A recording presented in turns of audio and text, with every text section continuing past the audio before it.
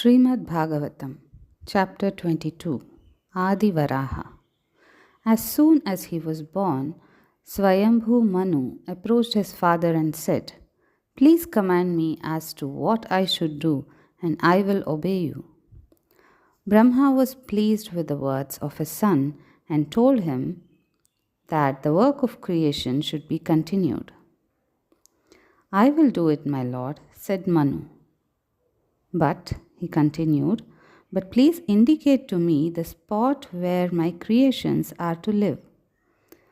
I am prepared to take up the task of creation, but the earth has been submerged during the great deluge.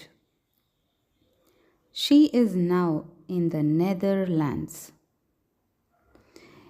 If you can get her back, I will then be able to do what you wish." Brahma was nonplussed, and he thought to himself, "How is the earth to be brought up out of the nether world? How is the work of the creation to take place? Narayana, you commanded me to create it, and it is up to you to help me solve this problem." He thought of Lord Narayana. As he was absorbed in meditation, all of a sudden, out of his nostrils jumped out a tiny boar the size of a fingernail. From the moment it was born, it assumed immense proportions. All those who were watching it realized that it was Narayana himself who had donned the form of a boar to raise the earth from below. The boar sent up a roar which resounded in all directions, and it thrilled the hearts of the onlookers. There rose up a great cry from them, and they all sang together the praises of the Lord. Sniffing the air around him, sniffing the surface of the waters, the magnificent boar entered the ocean suddenly. So terrible and so sudden was the plunge that the ocean was heaving, unable to bear the burden. Swimming and running inside the water, the boar reached the bottom, and there he found the earth. Raising it on its tusks, the boar began to rise up. His progress upwards and towards the surface of the ocean was slow. An asura tried to stop his progress, but he was killed. The Varaha then continued his interrupted progress. Sanaka and his brothers, Brahma, Marichi and his brothers were all watching with bated breath.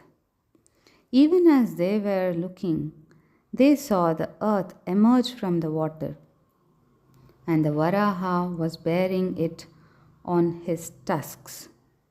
He placed the earth on the dents formed by his hoofs, and Brahma with the others praised him and his glory.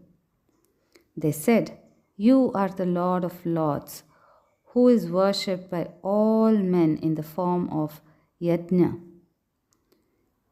Your form is made up of the 4 Vedas. We salute Narayana, who has assumed the form of Varaha. Your skin is made up of Gayatri and the other Chandas. The hair on your body is named Barhis.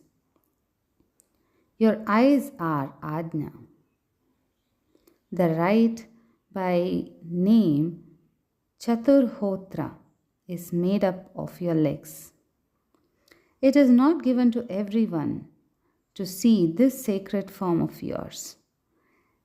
They then compared each individual part of his body to an essential for performing the yajna.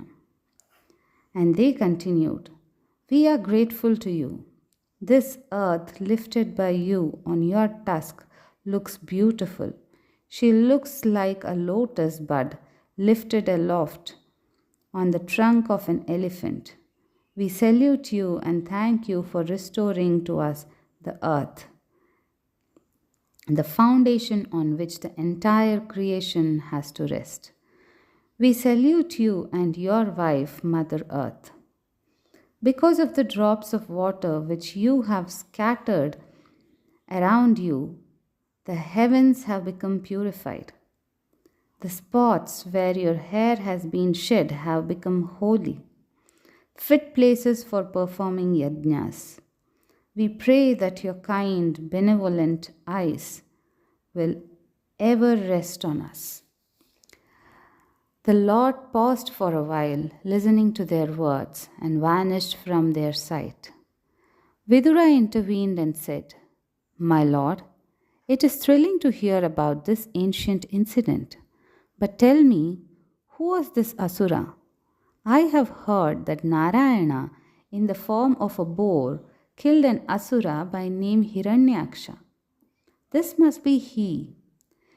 Tell me how it came about that the Lord himself appeared to kill a mere Asura. Maitreya said, We have to travel a long distance back to trace the story of Hiranyaksha.